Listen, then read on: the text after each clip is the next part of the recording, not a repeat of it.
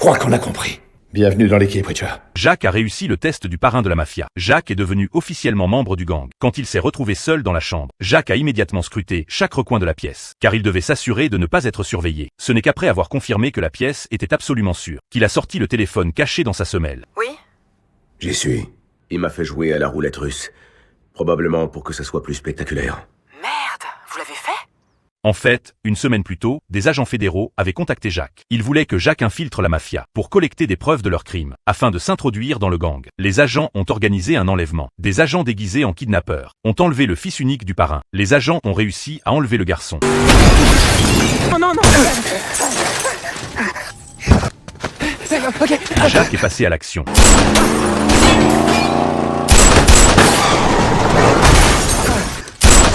Il s'est fait passer pour un passant serviable et a réussi à sauver le garçon kidnappé. Pour rendre son identité et son histoire plus crédibles, il a délibérément tiré sur un policier. Mais tout cela était simulé. Vous avez tué un flic? J'en savais rien. J'ai cru qu'il sortait un flingue. Ensuite, pour échapper à la police, Jacques s'est enfui en voiture avec le garçon. Une fois arrivé dans un endroit sûr, Jacques a dit à l'enfant de partir seul. Mais le garçon a supplié Jacques de le ramener chez lui. C'était exactement le résultat que Jacques espérait. Il avait besoin d'une opportunité pour approcher le chef de la mafia. Jacques a conduit jusqu'au domaine du parrain. La sécurité y était extrêmement stricte. Tous ceux qui entraient ou sortaient étaient fouillés. Le pistolet de Jacques a été confisqué. Puis il a été amené devant le parrain. Mais sa véritable identité avait déjà été découverte. Votre CV est impressionnant. Diplômé de West Point, 2 Silver Stars, la Purple Heart. Cependant, comme il avait sauvé l'enfant, le parrain appréciait particulièrement Jacques. Il a invité Jacques à rejoindre son équipe de garde du corps. Mais Jacques devait passer un test. C'était la roulette russe. Jacques n'a pas hésité une seconde et a tiré. Cette audace a complètement conquis le chef. Jacques a réussi l'épreuve de justesse et a récupéré son arme auprès du chef de la sécurité. Je savais très bien que c'était pas une vraie balle. Elle était à blanc.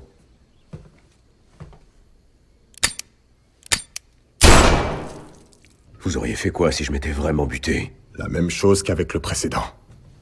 Après le départ du chef de la sécurité, Jacques a remarqué une anomalie sur le sol. Un liquide suintait formant des motifs étranges. Il en a déduit qu'une entrée secrète se cachait en dessous. De retour dans sa chambre, Jacques a sorti son téléphone de secours pour faire son rapport. Il m'a fait jouer à la roulette russe. Probablement pour que ça soit plus spectaculaire. Merde, vous l'avez fait? J'avais mon propre flingue. Celui où j'avais marqué une des chambres.